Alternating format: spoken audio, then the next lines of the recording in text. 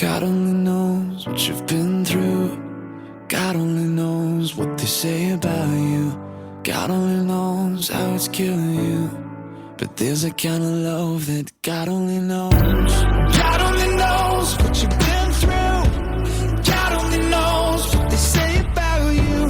But God only knows the real you. There's a kind of love that God only knows.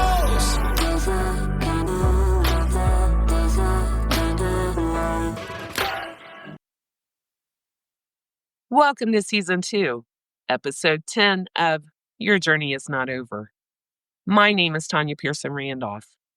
This is my own personal journey, and the expressions and opinions are of my own.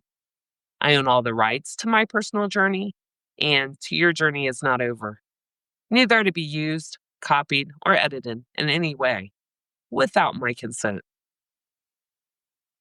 When I last ended, I said, after everything difficult, a battle, an assignment, or a challenge, always comes something good.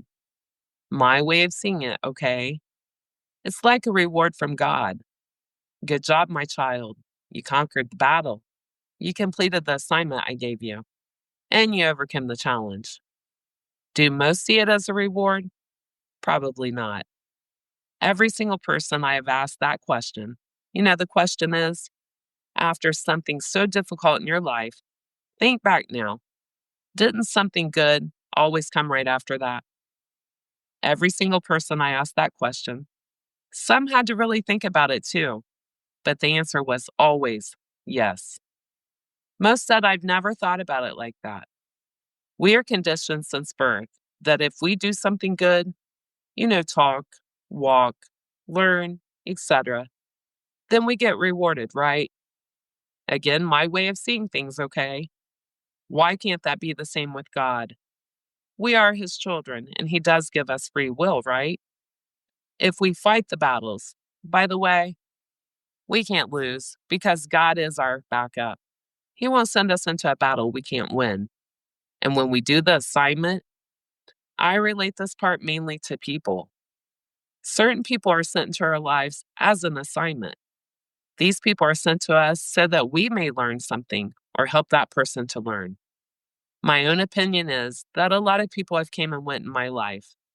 Because of these people, good or bad, little by little, I learned something from every single person. And also, every single person, again, good or bad, they were a mirror to things that I needed to see about myself, so that I may change certain things about myself.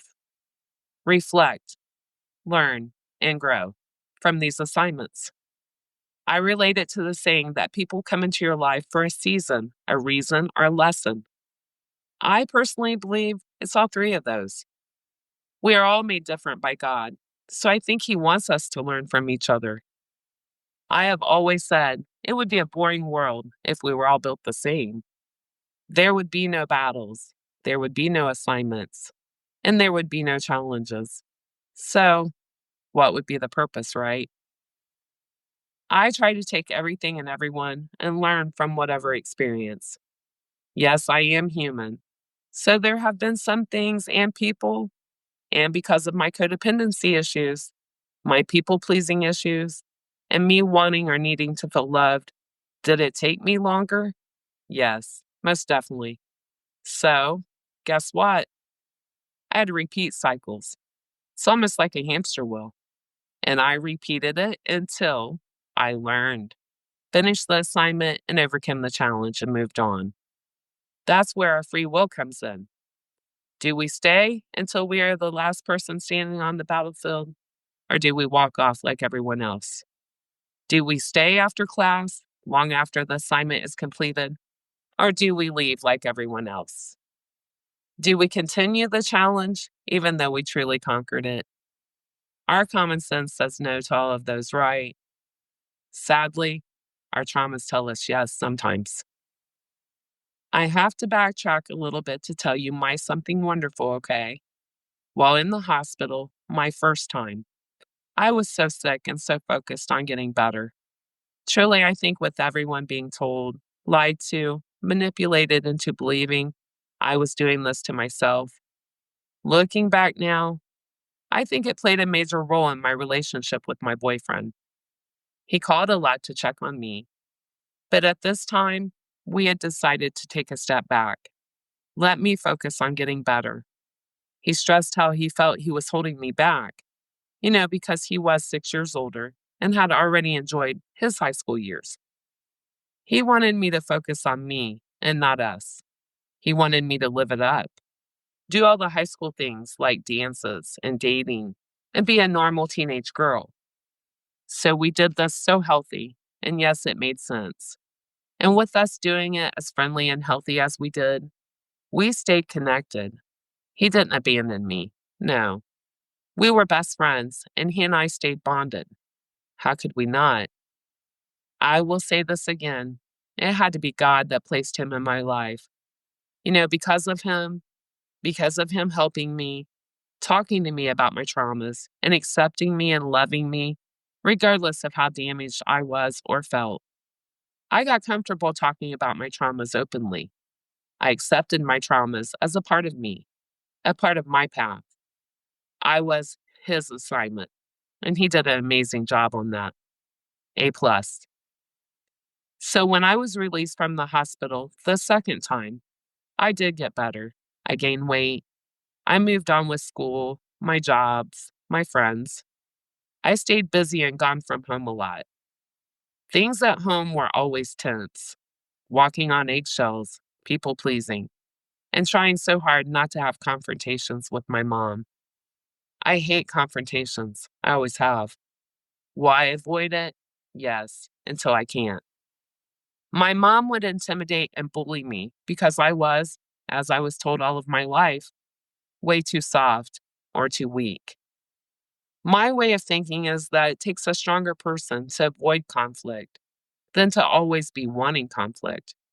The devil brings conflict, hate, rage, envy, jealousy, and intimidation, not God.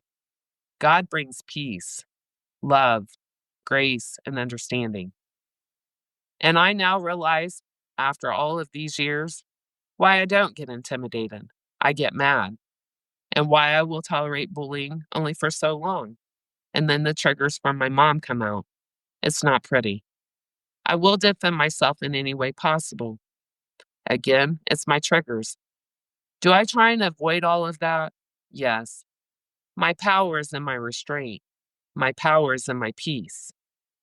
I don't allow people that trigger me in any way in my life now.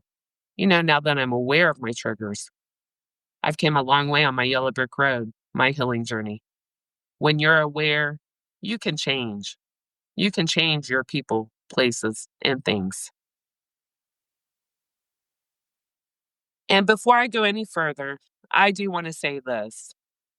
Do I think my mom was evil? No, I don't. I think my mom suffered from mental illness, and that's something I've been deep diving into.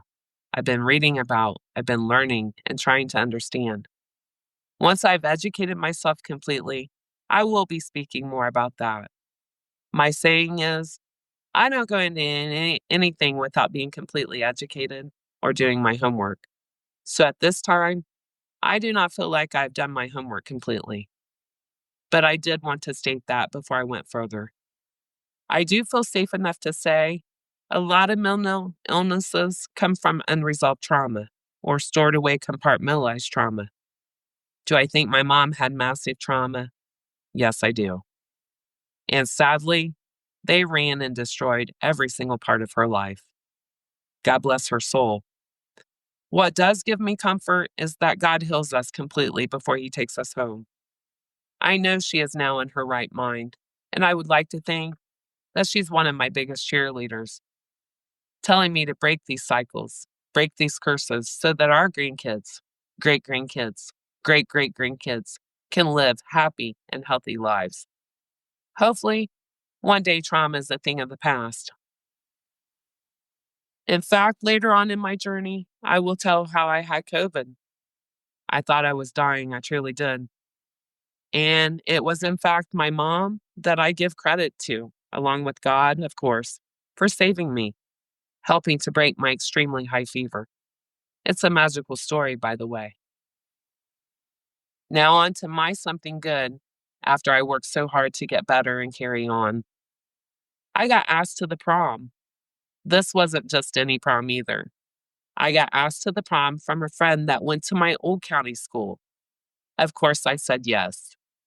It wasn't because it was a prom. No, no. It was because I got to see all of my old friends from my old school.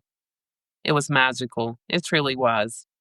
Words can't describe how amazing it was to be able to see everyone again. And yes, I was different. I looked different. I was extremely thin. My prom pictures still remind me how thin I was. But the biggest thing was I had a voice and a personality that I didn't have when I went to that school. Were they all shocked? Yes. It was a magical night that I did not want to end. These were the very same friends that had loved me and accepted me when I was withdrawn, when I was quiet, when I didn't have the clothes to dress like everyone else. And some friends, they even fed me because they were close enough to me to know I didn't have food at home. One friend in particular knew weekends were really hard on me. I can remember her knocking on my door on a Friday night. And when I answered, she was standing there with a pizza box. And she said, I went out to eat with my parents, and I wanted to bring you some. I have never forgot that, and I've never stopped being grateful, not only for that pizza that night, and for the many sandwiches that she made for me and brought to me, but most of all, for the love and the friendship. What 11-year-olds would even think to feed a friend? God sent angels into my life, even at such a young age. I want to take this time to say thank you to every single person that has joined me on my journey. Today is my 50th episode, so it's definitely a day I'm ever so grateful. Again, thank you so much. This concludes my podcast for today. Please join me Thursday, listen in, and always remember, your journey is not over. God bless.